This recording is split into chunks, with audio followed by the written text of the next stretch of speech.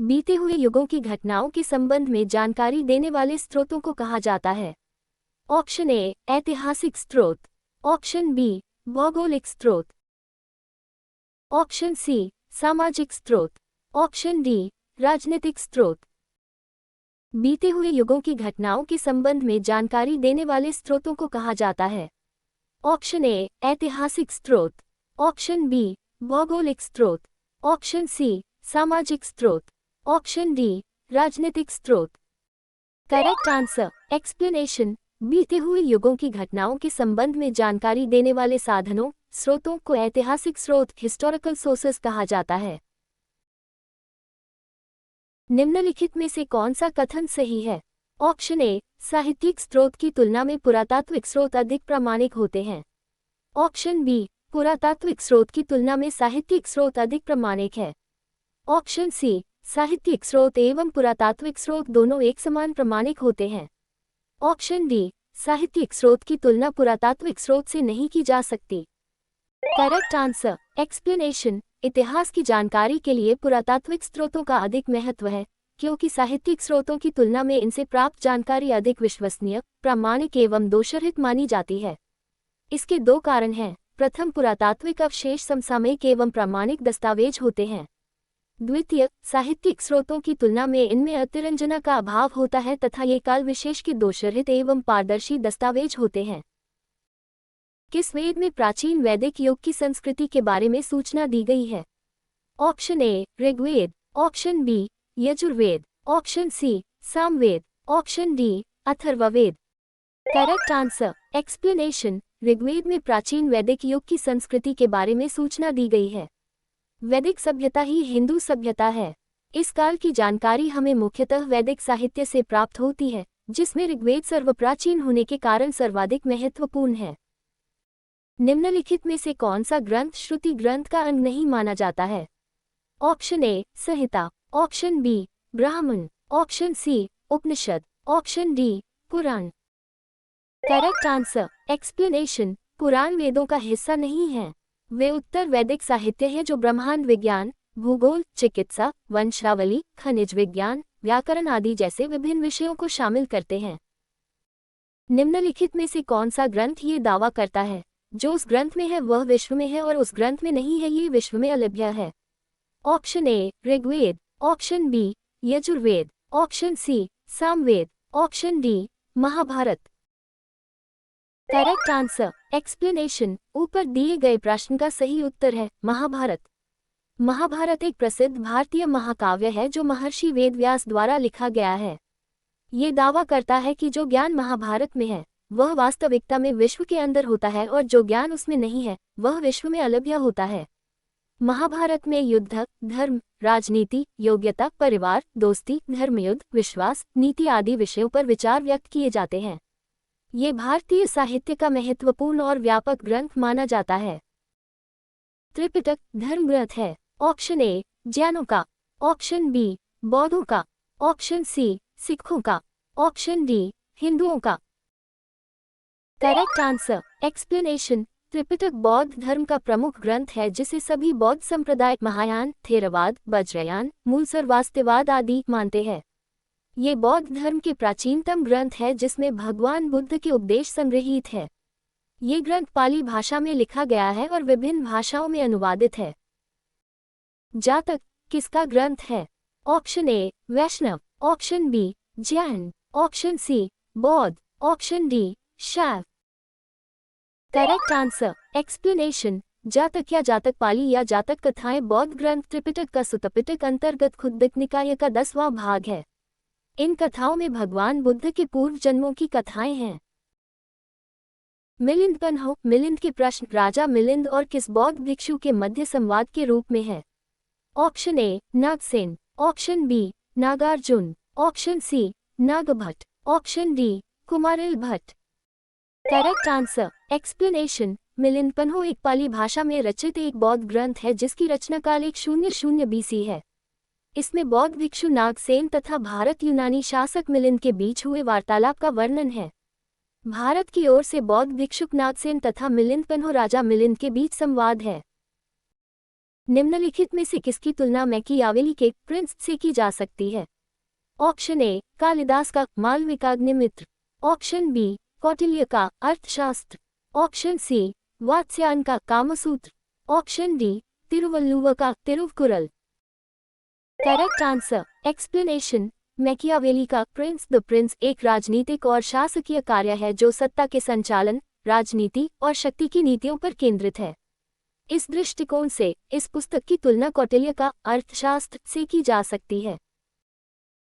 कौटिल्य के अर्थशास्त्र में किस पहलू पर प्रकाश डाला गया है? ऑप्शन ए आर्थिक जीवन, ऑप्शन बी राजनीतिक नीतियां, ऑप्शन सी धार्मिक जीवन, ऑप्शन डी सामाजिक जीवन।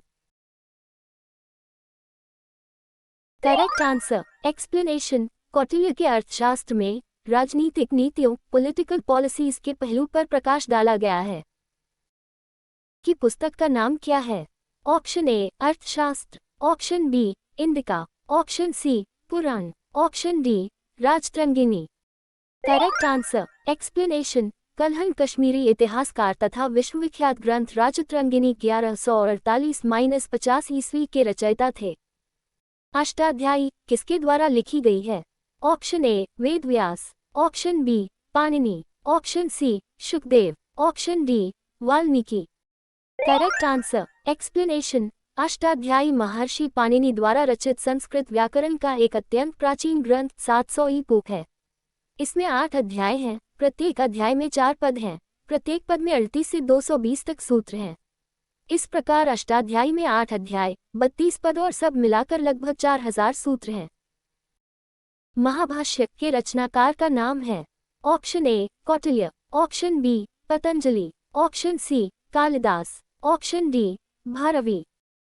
Correct answer explanation. पतंजलि ने पाणिनि के अष्टाध्यायी के कुछ चुने हुए सूत्रों पर भाष्य लिखी जिसे व्याकरण महाभाष्य का नाम दिया। महाजोड़ भाष्य समीक्षा, टिप्पणी, विवेचना, आलोचना। व्याकरण महाभाष्य में कात्यायन वार्तिक भी सम्मिलित है जो पाणिनि के अष्टाध्यायी पर कात्यायन के भाष्य हैं। कालिदास द्वारा रचित मालविकाग्निमित्र नाटक का नायक था। Option A Pushyamitra Shunga, option B Gautamiputra Satakarni, option C Agnimitra, option D Chandragupta द्वितीय। Correct answer explanation. Malavikagnimitram Kalidasa द्वारा रचित संस्कृत नाटक है। ये 5 अंकों का नाटक है जिसमें मालवदेश की राजकुमारी मालविका तथा विदिशा के राजा अग्निमित्र का प्रेम और उनके विवाह का वर्णन है। वस्तुतः ये नाटक राजमहलों में चलने वाले प्रणय षड्यंत्रों का उन्मूलक है तथा इसमें नाट्यक्रिया का समग्र सूत्र विदूषक के हाथों में समर्पित है। हर्षचरित किसके द्वारा लिखी गई थी? ऑप्शन ए कालिदास का Malavikagnimitra, option B Banabhatta, option C Valmiki, option D Vedavyasa. Correct answer explanation. 7वीं शताब्दी के पूर्वार्ध में संस्कृत गद्य साहित्य के विद्वान सम्राट हर्ष के राजकवि बाणभट्ट द्वारा रचित इस ग्रंथ से हर्ष के जीवन एवं हर्ष के समय में भारत के इतिहास पर प्रचुर प्रकाश पड़ता है। विक्रमांकचरित के रचनाकार का नाम है? Option A Kalhana, option B Bilhana, option C Valmiki, option D Vedavyasa. Correct answer explanation. Vikramankadeva Charita की रचना 11वीं शताब्दी के उत्तरार्ध में कश्मीरी कवि विल्हण द्वारा की गई थी, जो चालुक्य वंश के विक्रमादित्य षष्ठ के दरबार में राजाश्रित थे। चंद्रबरदाई द्वारा रचित ग्रंथ का नाम है? Option A Prithviraj Raso, option B Prithviraj Vijay, option C Parmal Raso, option D Visudev Raso. Correct answer explanation. Prithviraj Raso Hindi भाषा में लिखा एक महाकाव्य है जिसमें सम्राट पृथ्वीराज चौहान के जीवन और चरित्र का वर्णन किया गया है। इसके रचयिता चंद्रबरदाई पृथ्वीराज के बचपन के मित्र और उनके राजकवि थे और उनकी युद्ध यात्राओं के समय वीर रस की कविताओं से सेना को प्रोत्साहित भी करते थे। चंद्रबरदाई हिंदी साहित्य के आदिकालीन कवि तथा पृथ्वीराज चौहान के मित्र थे। उन्होंने पृथ्वीराज रासो नामक प्रसिद्ध हिंदी ग्रंथ की रचना की। निम्न में से कौन सिकंदर के साथ भारत आने वाला इतिहासकार नहीं था? Option A Nearchus, option B Onesicritus, option C Aristobulus, option D Deimachus. Correct answer explanation. Deimachus Seleucid साम्राज्य का एक यूनानी था और वह 3री शताब्दी ईसा पूर्व से संबंधित है। डायमेकस पाटलिपुत्र में मौर्य शासक बिंदुसार अमित्रगाथा के दरबार में राजदूत बने। उन्हें एंटियोकस प्रथम सोटर द्वारा भेजा गया था। डायमेकस प्रसिद्ध राजदूत और इतिहासकार मेगस्थनीज के उत्तराधिकारी थे। अलेक्जेंडर की सेना में नियार्कस एक अधिकारी, एक नेवार्च नौदल कमांडर था। आनेसिक्रिट्स एक यूनानी ऐतिहासिक लेखक और निंदक दार्शनिक थे, जो एशिया में अपने अभियानों पर अलेक्जेंडर के साथ थे। निम्नलिखित में से किस विदेशी यात्री ने भारत का दौरा सबसे पहले किया था? Option A Megasthenes, option B Fahien, option C Hiuen Tsang, option D Itsing. Correct answer explanation. Megasthenes यूनान का एक राजदूत था जो चंद्रगुप्त मौर्य के दरबार में आया था। यूनानी सामंत सेल्यूकस भारत में फिर राज्य विस्तार की इच्छा से 305 AD पूर्व भारत पर आक्रमण किया था, किंतु उसे संधि करने पर विवश होना पड़ा था। संधि के अनुसार मेगस्थनीज नाम का राजदूत चंद्रगुप्त के दरबार में आया था। वह कई वर्षों तक चंद्रगुप्त के दरबार में रहा। मेगस्थनीज का पुस्तक का नाम क्या है? Option A Arthashastra, option B Rigveda, option C Purana, option D Indica. Correct answer explanation. Indica Greek लेखक मेगस्थनीज द्वारा मौर्यकालीन भारत का एक लेख है। यह मूल रूप से प्राप्त नहीं हुई है, परंतु इसके कुछ भाग परवर्ती लेखकों के ग्रंथों से प्राप्त हुए हैं। इनमें डियोडोरस, सुकिलस, स्ट्रैबो, जियोग्राफिका, प्लिनी और एरियन, इंडिका, प्लूटार्क, जस्टिन के नाम उल्लेखनीय है। ज्योग्राफिया की रचना किसने की? Option A Herodotus, option B Megasthenes, option C Strabo, option D Pliny. Correct answer explanation. Strabo यूनानी भूगोलवेत्ता तथा इतिहासकार था। उनका जन्म एशिया माइनर के अमासिया स्थान में ईसा से लगभग 63 वर्ष पूर्व हुआ था। स्ट्रैबो ने अनेक यात्राएं की, किंतु जब 19 ईस्वी में मरे तो रोम में रहते थे। स्ट्रैबो का 17 खंडों में लिखा हुआ जियोग्राफिका सुरक्षित है, जो यूरोप, एशिया तथा अफ्रीका के भूगोल से संबंधित है। ये बड़ा महत्वपूर्ण ग्रंथ है। प्लिनी की पुस्तक का नाम है option A Histories, option B Naturalis Historia, option C Geographia, option D Geography. Correct answer explanation. Pliny प्रथम शताब्दी अथवा गुइस प्लिनस, जो कि प्लिनी द एल्डर के रूप में अधिक विख्यात है, एक प्रमुख रोमन भूगोलवेत्ता था। इसके ग्रंथों से भारत के बारे में काफी सूचनाएं प्राप्त होती हैं, विशेषकर नेचुरल हिस्ट्री नामक ग्रंथ से। पेरिप्लस ऑफ एरिथ्रियन सी की रचना किसने की? ऑप्शन ए हेरोडोट्स ने, ऑप्शन बी मेगस्थनीज ने, ऑप्शन सी स्ट्रैबो ने, ऑप्शन डी अज्ञातनामा यूनानी लेखक ने। Correct answer explanation. Periplus of Erythraean Sea की रचना किसी अज्ञात यूनानी लेखक ने की थी, जिसमें भारत व रोमन के बीच में होने वाले व्यापार का विस्तृत वर्णन है। फाहियान कहाँ का निवासी था? Option A Bhutan, option B America, option C चीन, option D Burma. Correct answer explanation. Fahien एक चीनी यात्री था जो चंद्रगुप्त विक्रमादित्य के शासनकाल में भारत आया था। वो 399 AD से लेकर 412 AD तक भारत में रहा। फाहियान किसके शासनकाल में भारत आया था? ऑप्शन ए चंद्रगुप्त प्रथम, option B Ashoka, option C Harshavardhana, option D Chandragupta द्वितीय। Correct answer explanation. फाहियान एक चीनी यात्री था जो चंद्रगुप्त विक्रमादित्य के शासनकाल में भारत आया था। वो 399 AD से लेकर 412 AD तक भारत में रहा। हर्षवर्धन के समय में कौन सा चीनी यात्री भारत आया था? Option A Fa Hien, option B I Tsing, option C Megasthenes, option D Hiuen Tsang. Correct answer explanation. Hiuen Tsang एक चीनी यात्री था जो हर्ष के समय भारत आया। वो यहाँ गौतम बुद्ध की शिक्षाओं का अध्ययन करने के लिए आया था। उसने नालंदा विश्वविद्यालय में पहले छात्र फिर शिक्षक के रूप में कार्य किया। 9वीं सदी में भारत आए अरब यात्री सुलेमान ने किस साम्राज्य को रोहमक कहकर संबोधित किया? Option A Pala, option B Pratihara, option C Rashtrakuta, option D Sena. Correct answer explanation. 9वीं सदी में भारत आए अरब यात्री सुलेमान ने पाल साम्राज्य को रोहमक कहकर संबोधित किया। अरब यात्री सुलेमान ने भारत भ्रमण के दौरान लिखी पुस्तक सिलसिला तुआरीख 851 ईस्वी में सम्राट मेहरभोज को इस्लाम का सबसे बड़ा शत्रु बताया है। साथ ही मेहरभोज प्रतिहार की महान सेना की तारीफ भी की है। साथ ही मेहरभोज के राज्य की सीमाएं दक्षिण में राजपूतों के राज्य, पूर्व में बंगाल के पाल शासक और पश्चिम में मुल्तान के शासकों की सीमाओं को छूती हुई बताई है। अलबेरुनी किसके शासनकाल में इतिहासकार था? Option A Mahmud Ghaznavi, option B Balban, option C Akbar, option D Muhammad bin Tughlaq. Correct answer explanation Abu Rehan Mohammad bin Ahmad al Biruni 973-1048 एक फारसी विद्वान, लेखक, वैज्ञानिक, धर्मज्ञ तथा विचारक था। गजनी के महमूद, जिसने भारत पर कई बार आक्रमण किए, कि कई अभियानों में वो सुल्तान के साथ था।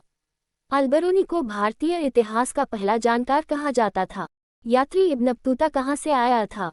Option A Morocco, option B फारस, ऑप्शन सी तुर्की, ऑप्शन डी मध्य Asia. Correct answer explanation Ibn Battuta एक विद्वान अफ्रीकी यात्री था, जिसका जन्म 24 फरवरी 1304 ईस्वी को उत्तर अफ्रीका के मोरक्को प्रदेश के प्रसिद्ध नगर तांजिया में हुआ था। दक्षिण अफ्रीकी यात्री इब्न बतूता किसके शासनकाल में भारत आया था? Option A Humayun, option B Akbar, option C Muhammad bin Tughlaq, option D Alauddin Khilji. Correct answer explanation Ibn Battuta 1333 ईस्वी में सुल्तान मुहम्मद तुगलक के राज्यकाल में भारत आया।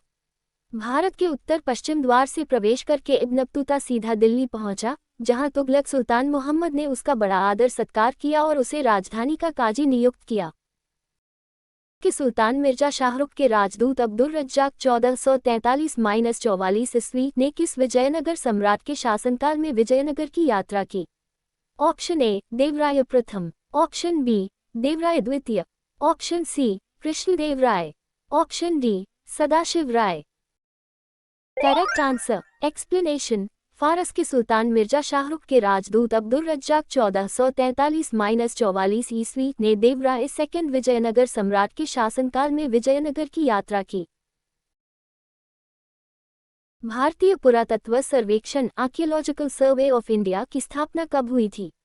ऑप्शन ए 1784 ईस्वी में, ऑप्शन बी 1800 ईस्वी में, ऑप्शन सी 1857 ईस्वी में, ऑप्शन डी 1861 ईस्वी में।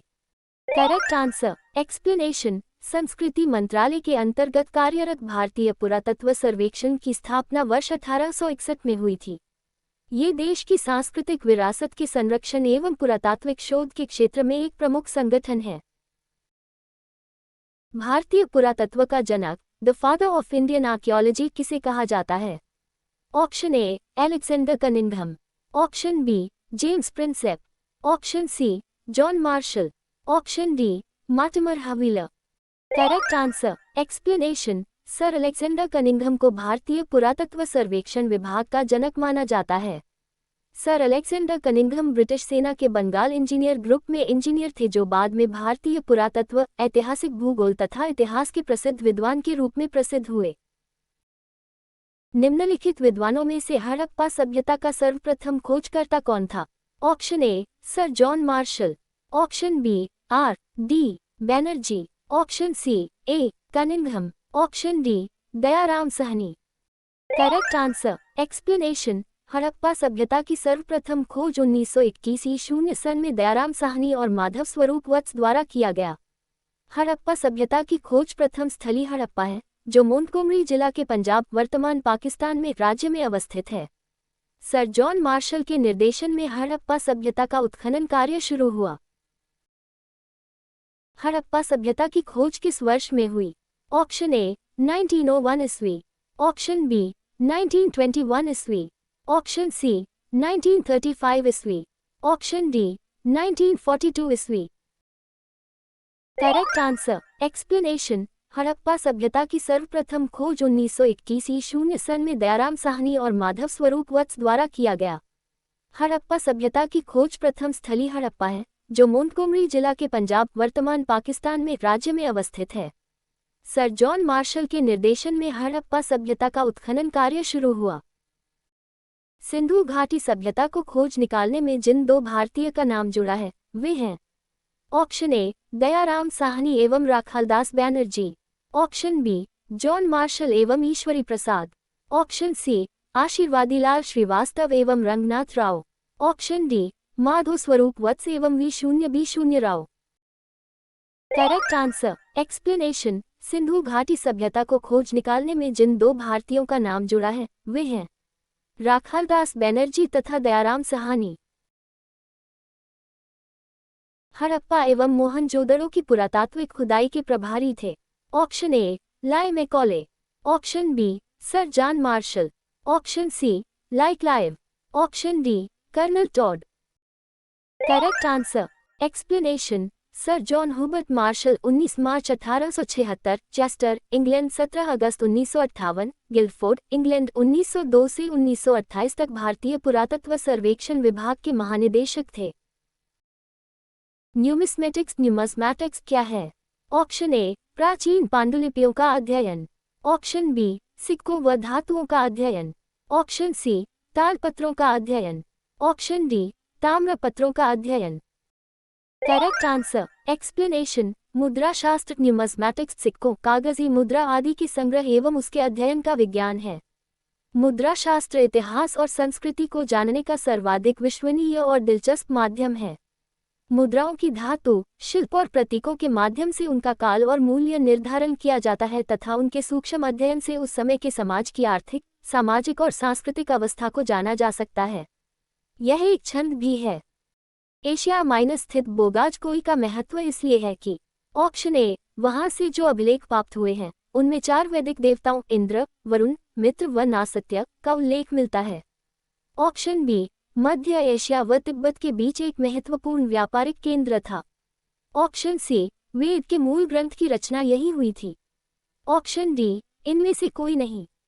Correct answer explanation. Asia minus स्थित बोगाजकोई का महत्व इसलिए है कि वहां जो अभिलेख प्राप्त हुए हैं उनमें 4 वैदिक देवताओं इंद्र वरुण मित्र नासत्य का उल्लेख मिलता है। इसलिए उपरोक्त सभी विकल्पों में ऑप्शन अ का उत्तर सही होगा। अशोक के शिलालेखों को पढ़ने वाला प्रथम अंग्रेज कौन था? Option A John Tower. Option B Harry Smith. Option C Charles Metcalfe. Option D James Prinsep. Correct answer explanation. इन शिलालेखों की खोज सबसे पहले 1750 में फैंथलर ने की थी और सबसे पहले 1837 में इसको जेम्स प्रिंसेप ने इन शिलालेखों को पढ़ा था। फारस के सुल्तान मिर्जा शाहरुख के राजदूत अब्दुल रज्जाक 1443-44 ईस्वी ने किस विजयनगर सम्राट के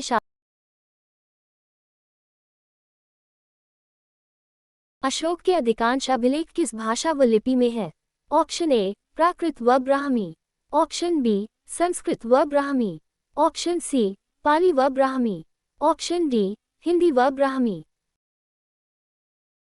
करेक्ट आंसर एक्सप्लेनेशन। अशोक के अधिकांश अभिलेख 3 भाषाओं में लिखे गए हैं, प्राकृत, यूनानी और आरामाइक। प्राकृत शिलालेख मुख्य रूप से खरोष्ठी और ब्राह्मी लिपियों में लिखे गए हैं। कहाँ से अशोक के द्विभाषाई ग्रीक एवं आरामाइक अभिलेख प्राप्त हुए हैं? Option A Sharekuna Kandahar. Option B Mansehra. Option C Kalsi. Option D Kalinga. Correct answer explanation. Kandahar में प्राप्त सम्राट अशोक का द्विभाषी शिलालेख जिसमें ग्रीक और अरामी में संदेश उत्कीर्ण किया हुआ है। अशोक के मानसेहरा पाकिस्तान एवं शाहबाजगढ़ी पाकिस्तान से प्राप्त शिलालेख में किस लिपि का प्रयोग किया गया है? Option A Kharosthi. Option B Sanskrit. Option C Tamil. Option D यूनानी। Correct answer explanation. मानसेहरा की तरह शाहबाजगढ़ी की प्रतिलिपियां खरोष्ठी लिपि में खुदी हैं, जो दाहिनी से बाईं ओर लिखी जाती है। शेष 5 स्थानों की प्रतिलिपियां ब्राह्मी लिपि में हैं। ये पहाड़ी पेशावर से 40 मील उत्तर पूर्व है। प्राचीन भारत में कौन सी एक लिपि दाईं से बाईं ओर लिखी जाती थी? Option A Brahmi. Option B Nandinagari. Option C Sharada. Option D Kharosthi. Correct answer explanation. Kharosthi लिपि दाईं ओर से बाईं ओर लिखी जाती थी। शेष लिपियां बाईं से दाईं ओर लिखी जाती हैं। शारदा का विकास ब्राह्मी से ही हुआ है। हेलियोडोरस का बेसनगर अभिलेख संदर्भित है। ऑप्शन ए संकर्षण तथा वासुदेव से, ऑप्शन बी संकर्षण तथा प्रद्युम्न से, ऑप्शन सी संकर्षण प्रद्युम्न तथा वासुदेव से, ऑप्शन डी केवल वासुदेव से।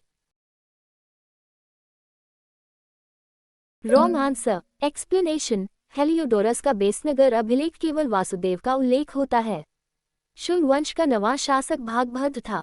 उसके शासनकाल के 14वें वर्ष में तक्षशिला के यवन नरेश एंटियालकीड्स का राजदूत हेलियोडोरस उसके विदिशा स्थित दरबार में उपस्थित हुआ। उसने भागवत धर्म ग्रहण कर लिया तथा विदिशा बेसनगर में गरुड़ स्तंभ की स्थापना कर भगवान विष्णु की पूजा की। निम्नलिखित में से कौन सा अभिलेख कलिंग नरेश खारवेल से संबंधित है? Option A Hathi Gufa, option B Junagadh, option C Nanaghat, option D Nashik. Correct answer. Explanation. Kharavel Kalinga के तीसरे राजवंश चेदिवंश का शासक था। खारवेल को एरा महामेघवाहन एवं कलिंगाधिपति भी कहा गया है। इतिहासकार के पी जायसवाल ने मेघवंश राजाओं को चेदिवंश का माना है। उनके अनुसार ये लोग उड़ीसा तथा कलिंग के उन्हीं चेदियों के वंशज थे जो खारवेल के वंश थे और अपने साम्राज्यकाल में महामेघ कहलाते थे। सर्वप्रथम भारत में विशुद्ध संस्कृत भाषा में लंबा अभिलेख किस राजा द्वारा जारी किया गया? ऑप्शन ए यवन राजा मिनांडर द्वारा, ऑप्शन बी शक क्षत्रप रुद्रदमन द्वारा, ऑप्शन सी पार्थव राजा गोंदोफिरनिस द्वारा, ऑप्शन डी कुषाण राजा कनिष्क द्वारा। Correct answer. एक्सप्लेनेशन। रुद्रदामन एक महान विजेता होने के साथ साथ एक उच्च कोटि का विद्वान भी था। उसने सबसे पहले विशुद्ध संस्कृत भाषा में लंबा अभिलेख जूनागढ़ अभिलेख जारी किया। उसके समय में उज्जैनी शिक्षा का प्रमुख केंद्र था। काव्य शैली का प्राचीनतम नमूना किसके अभिलेख में मिलता है? ऑप्शन ए रुद्रदमन के, ऑप्शन बी अशोक के, ऑप्शन सी राजेंद्र प्रथम के, ऑप्शन डी इनमें से कोई नहीं। Correct answer. एक्सप्लेनेशन। रुद्रदमन का जूनागढ़ अभिलेख अपनी शैली की रोचकता, भावप्रवणता एवं हृदयावर्जन के लिए प्रसिद्ध है। वस्तुतः वह एक छोटा गद्य काव्य है। विशुद्ध संस्कृत में लिखा हुआ उसका ये लेख प्राचीनतम अभिलेख माना जाता है। ये गिरनार जिले में शक संवत 72-150 एडी में उत्कीर्ण किया गया। निम्नलिखित में से किस अभिलेख में चंद्रगुप्त मौर्य और अशोक दोनों का उल्लेख किया गया है? ऑप्शन ए गौतमीपुत्र शातकर्णी का नासिक अभिलेख, ऑप्शन बी महाक्षत्रप रुद्रदमन का जूनागढ़ अभिलेख, ऑप्शन सी अशोक का गिरनार अभिलेख, ऑप्शन डी स्कंदगुप्त का जूनागढ़ अभिलेख। Correct answer. एक्सप्लेनेशन। महाक्षत्रप रुद्रदमन का जूनागढ़ अभिलेख में चंद्रगुप्त मौर्य और अशोक दोनों का उल्लेख किया गया है। समुद्रगुप्त की सैनिक उपलब्धियों का वर्णन किस अभिलेख में उपलब्ध है? ऑप्शन ए एरन के, ऑप्शन बी गया के, ऑप्शन सी नालंदा के, ऑप्शन डी प्रयाग के। Correct answer. एक्सप्लेनेशन। समुद्रगुप्त गुप्त राजवंश के चौथे शासक थे और उनका वर्णन प्रयाग में अशोक मौर्य की स्तंभ पर विशद रूप में खुदा हुआ है। प्रयाग प्रशस्ति अभिलेख का लेखक हरिसेन किस शासक का दरबारी कवि था? Option A Samudragupta, option B Ashoka, option C Kanishka, option D Chandragupta द्वितीय। Correct answer. एक्सप्लेनेशन। हरिसेन चौथी शताब्दी के संस्कृत कवि और मंत्री थे। वे समुद्रगुप्त की राजसभा के एक महत्वपूर्ण सभासद थे। 345 ई में रचित उनकी सर्वाधिक प्रसिद्ध कृति प्रयाग प्रशस्ति है जिसमें समुद्रगुप्त की वीरता का वर्णन है। यह एक महान कवि थे। मेहरौली दिल्ली स्थित लौह स्तंभ का निर्माण किस सदी में हुआ? ऑप्शन ए द्वितीय सदी ईस्वी, ऑप्शन बी तृतीय सदी ईस्वी, ऑप्शन सी चतुर्थ सदी ईस्वी, ऑप्शन डी सप्तम सदी ईस्वी। Correct answer. Explanation. Mehrauli Delhi स्थित लौह स्तंभ चौथी सदी में बना था। ये कुतुब मीनार के पास स्थित है। इसमें चंद्र का उल्लेख हुआ है। विद्वानों द्वारा इसे चंद्रगुप्त द्वितीय द्वारा स्थापित माना जाता है। मेहरौली स्तंभ लगभग 1600 वर्षों बाद भी अपनी चमक बरकरार रखे हुए है। यह उत्कृष्ट गुणवत्ता की इस्पात के कारण संभव हो सका है। दिल्ली के मेहरौली कुव्वतुल इस्लाम मस्जिद के प्रांगण में स्थित प्रसिद्ध लौह स्तंभ किसकी स्मृति में है? Option A Ashok, option B Chandra, option C Harsh, option D Anangpal. Correct answer. Explanation. Mehrauli Delhi स्थित लौह स्तंभ चौथी सदी में बना था। ये कुतुब मीनार के पास स्थित है। इसमें चंद्र का उल्लेख हुआ है। विद्वानों द्वारा इसे चंद्रगुप्त द्वितीय द्वारा स्थापित माना जाता है। मेहरौली स्तंभ लगभग 1600 वर्षों बाद भी अपनी चमक बरकरार रखे हुए है। यह उत्कृष्ट गुणवत्ता की इस्पात के कारण संभव हो सका है। सती प्रथा का पहला पुरातात्विक उल्लेख कहाँ मिलता है? ऑप्शन ए, भीतरगांव लेख से। ऑप्शन बी, विल्सद स्तंभ लेख से। ऑप्शन सी, एरन अभिलेख से। ऑप्शन डी, भित्री स्तंभ लेख से। Correct answer, explanation. सती प्रथा का पहला अभिलेखीय साक्ष्य 510 AD एरन अभिलेख में मिलता है। एरन अभिलेख का संबंध किस शासक से है? Option A, Brahmagupta. Option B, Chandragupta I। Option C, Chandragupta द्वितीय। Option D, Bhanugupta.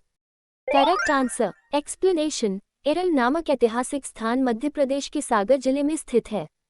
प्राचीन सिक्कों पर इसका नाम एरिकिन लिखा है। एरन से एक अन्य अभिलेख भी प्राप्त हुआ था जो लगभग 510 AD का माना जा रहा है।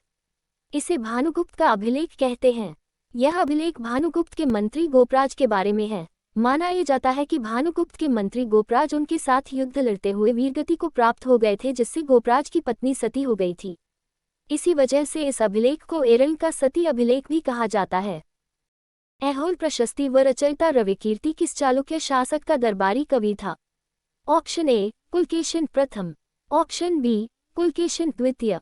Option C, Vikramaditya I। Option D, Vikramaditya द्वितीय।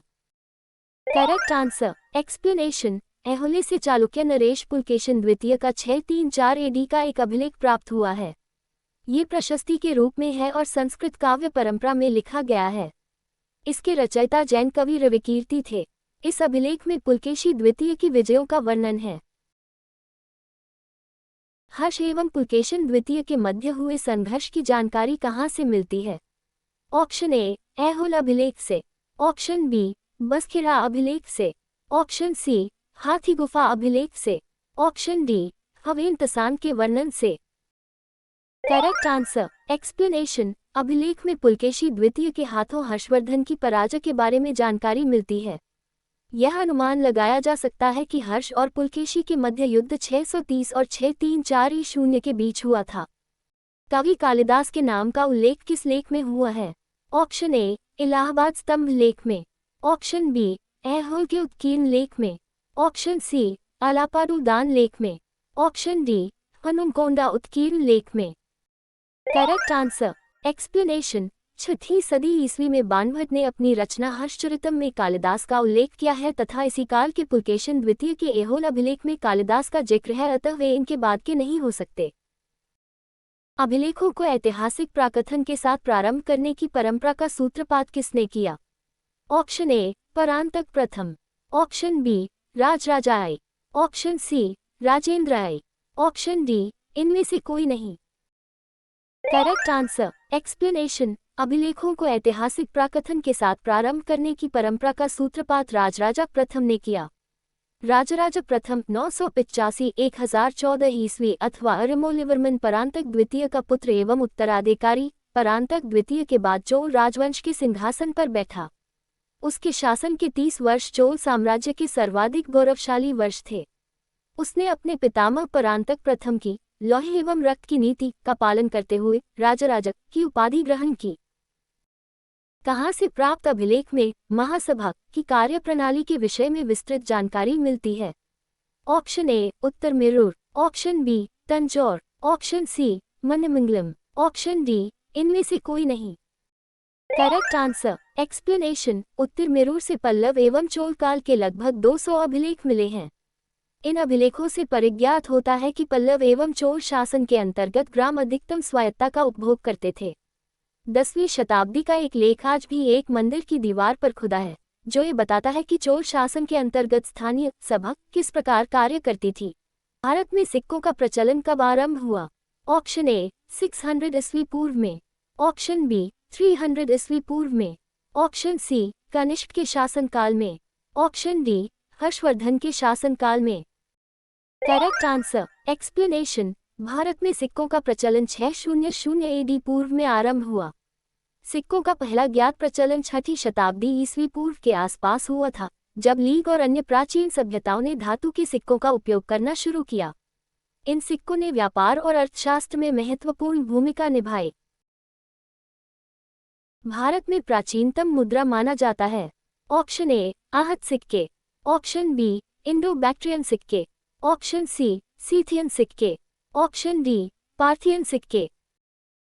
Correct answer. एक्सप्लेनेशन। प्राचीन भारतीय मुद्रा फूटी कौड़ी से कौड़ी, कौड़ी से दमड़ी, दमड़ी से ढेला, ढेला से पाए, पाए से पैसा, पैसा से आना, आना से रुपया बना। अगर किसी के पास 256 दमड़ी होती थी तो वह 192 पाई के बराबर होती थी। इसी तरह 128 ढेला, 64 पैसे व 16 आना 1 रुपये के बराबर होता था। भारत में सर्वप्रथम स्वर्ण मुद्राएं किसने चलाई? Option A Kushan, option B Indo Bactrian, option C Shak, option D Gupta. Correct answer. Explanation. SSC परीक्षा के प्रश्न के संदर्भ में सही उत्तर है इंडो बैक्ट्रियन। इंडो बैक्ट्रियन शासकों ने भारत में सबसे पहले स्वर्ण मुद्राएं चलाईं। ये सही है कि कुषाण वंश के शासक कनिष्क ने भी स्वर्ण मुद्राओं का प्रचलन किया, लेकिन यदि हम ऐतिहासिक समयरेखा को ध्यान में रखते हैं तो भारत में सर्वप्रथम स्वर्ण मुद्राएं चलाने का श्रेय इंडो ग्रीक इंडो बैक्ट्रियन शासकों को दिया जाता है, क्योंकि कुषाण वंश के शासकों ने भारतीय उपमहाद्वीप में बड़े पैमाने पर स्वर्ण मुद्राओं का प्रचलन किया, जो ऐतिहासिक रूप से महत्वपूर्ण है। निम्नलिखित में किसने सोने के सर्वाधिक शुद्ध सिक्के जारी किए? Option A Kushan, option B Indo Bactrian, option C Shak, option D Gupta. Correct answer. Explanation. शुद्ध सोने के सिक्के सबसे पहले कुषाण शासक कनिष्क द्वारा चलाए गए। सातवाहनों के समय में मुद्रा सर्वाधिक किस धातु के बने? ऑप्शन ए सीसा, option B potin, option C तांबा, ऑप्शन डी स्वर्ण। Correct answer. एक्सप्लेनेशन। सातवाहनों के समय में मुद्रा सर्वाधिक सीसा धातु के बने। निम्नलिखित में किसने बड़े पैमाने पर स्वर्ण मुद्राएं चलाई थी? ऑप्शन ए ग्रीक वासियों ने, ऑप्शन बी मौर्यों ने, ऑप्शन सी कुषाण शासकों ने, ऑप्शन डी शुंगों ने। Correct answer. एक्सप्लेनेशन। कुषाण शासकों ने बड़े पैमाने पर स्वर्ण मुद्राएं चलाई थी। कुषाण प्राचीन भारत के राजवंशों में से एक था। कुछ इतिहासकार इस वंश को चीन से आए युएझी लोगों के मूल का मानते हैं।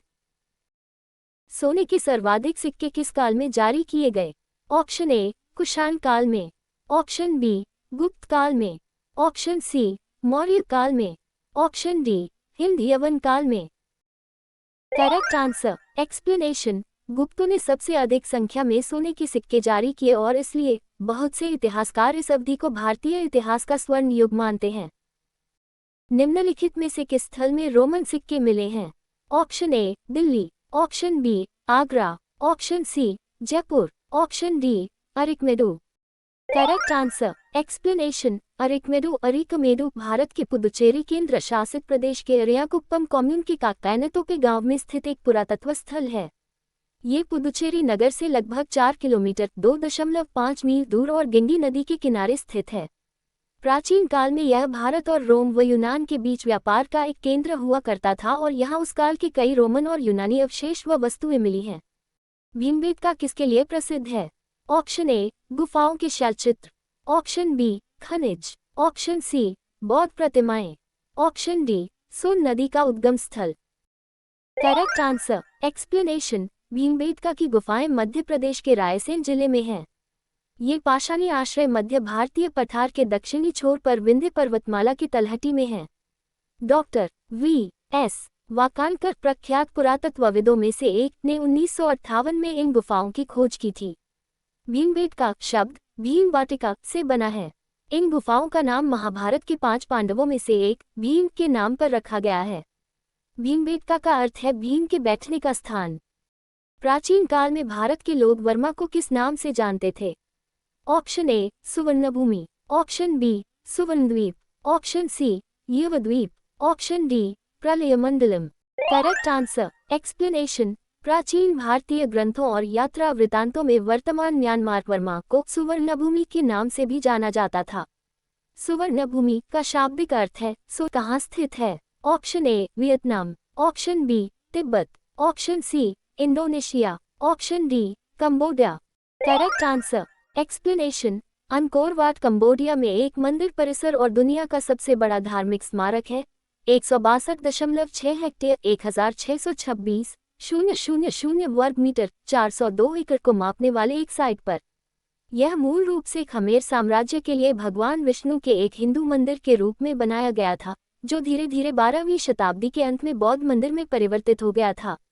ये कंबोडिया के अंकोर में है, जिसका पुराना नाम यशोधरपुर था।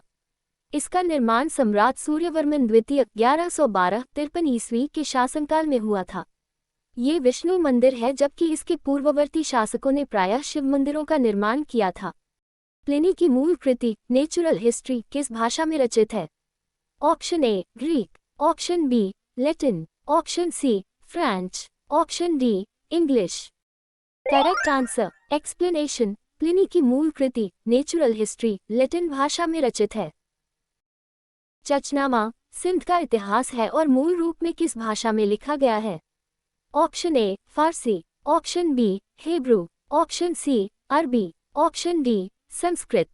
Correct answer explanation. Chachnama Sindh के इतिहास से संबंधित एक पुस्तक है। इसमें चच राजवंश के इतिहास तथा अरबों द्वारा सिंध विजय का वर्णन किया गया है। इस पुस्तक को फतहनामा सिंध तथा तारीख अल हिंद व सिंध भी कहते हैं। भारत में सांस्कृतिक इतिहास के संदर्भ में इतिवृत्तों, राजवंशीय इतिहासों तथा वीरगाथाओं को कंठस्थ करना निम्नलिखित में किसका व्यवसाय था? ऑप्शन ए श्रमण, ऑप्शन बी परिव्राजक, ऑप्शन सी अग्रहारिक, option D Magadha. Correct answer explanation. सही उत्तर है मगध। इतिवृत्तों, राजवंशीय इतिहासों तथा वीरगाथाओं को कंठस्थ करना लोगों का एक भिन्न समूह सूत एवं मगध का कार्य था, जो वैदिक काल के पुरोहित परिवारों के वंशज थे। श्रमण का अर्थ है साधक, जो तपस्या का कार्य करता है। अग्रहारिक का अर्थ है जो संभवतः दान में दी गई भूमि की देखभाल करता है। परिव्राजक का शाब्दिक अर्थ है वह जो हर जगह भ्रमण करता है। चीनी यात्री सुंगयुन ने भारत यात्रा की थी। ऑप्शन ए 518 ईस्वी से 522 ईस्वी, ऑप्शन बी 525 ईस्वी से 529 ईस्वी, ऑप्शन सी 545 ईस्वी से 552 ईस्वी, ऑप्शन डी 592 ईस्वी से 597 ईस्वी। Correct answer explanation. चीनी यात्री सुंगयुन ने 518 एडी से 522 एडी में भारत यात्रा की थी। सोंगयुन एक चीनी बौद्ध भिक्षु थे। महाभारत युद्ध के लिए 3101 ईस्वी पूर्व तिथि का उल्लेख निम्नलिखित में से किस अभिलेख में हुआ है? ऑप्शन ए पुलकेशिन द्वितीय का ऐहोल अभिलेख, ऑप्शन बी रुद्रदमन का जूनागढ़ अभिलेख, ऑप्शन सी 226 ईस्वी का नंदसा अभिलेख, ऑप्शन डी 238 ईस्वी का बढ़वा अभिलेख। Correct answer explanation. पुलकेशिन द्वितीय के ऐहोल अभिलेख में भारत युद्ध की काल गणना का उल्लेख मिलता है। इस अभिलेख में महाभारत युद्ध की तिथि 3101 ईस्वी पूर्व के रूप में उल्लिखित है, जो भारतीय पौराणिक काल गणना को ऐतिहासिक संदर्भ में रखने के लिए महत्वपूर्ण है। रबातक अभिलेख संबंधित है ऑप्शन ए अशोक से, ऑप्शन बी रुद्रदमन से, ऑप्शन सी कनिष्क से, ऑप्शन डी समुद्रगुप्त से। Correct answer explanation. रबातक शिलालेख अफगानिस्तान के बगलान प्रांत में सुर्खकोतल के पास स्थित रबातक नामक पुरातन स्थल पर एक शिला पर बाक्तरी भाषा और यूनानी लिपि में कुषाण वंश के प्रसिद्ध सम्राट कनिष्क के वंश के बारे में एक 23 पंक्तियों का लेख है। भारतवर्ष के लिए इंडिया शब्द का प्रयोग सर्वप्रथम किसने किया था? Option A Herodotus, option B Megasthenes, option C Strabo, option D Arrian. Correct answer explanation. Greek इतिहासकार हेरोडोट्स ने सर्वप्रथम भारत के लिए इंडिया शब्द का प्रयोग किया था। ये नाम इंडस नदी सिंधु नदी के नाम पर था। किसने ब्राह्मी एवं खरोष्ठी लिपियों को उद्वाचित किया? Option A PHC, option B Colin Mackenzie, option C Alexander Cunningham, option D James Prinsep. Correct answer explanation. James Prinsep East India Company में एक अधिकारी के पद पर नियुक्त थे। उन्होंने 1838 ईस्वी में सर्वप्रथम ब्राह्मी और खरोष्ठी लिपियों को पढ़ने में सफलता प्राप्त की। इन लिपियों का उपयोग सबसे आरंभिक अभिलेखों और सिक्कों में किया गया है। निम्नलिखित में से प्राचीन भारत की कौन सी लिपि दाहिने से बाएं ओर लिखी जाती थी? Option A Brahmi, option B Sharada, option C Kharosthi, option D Nand Nagri.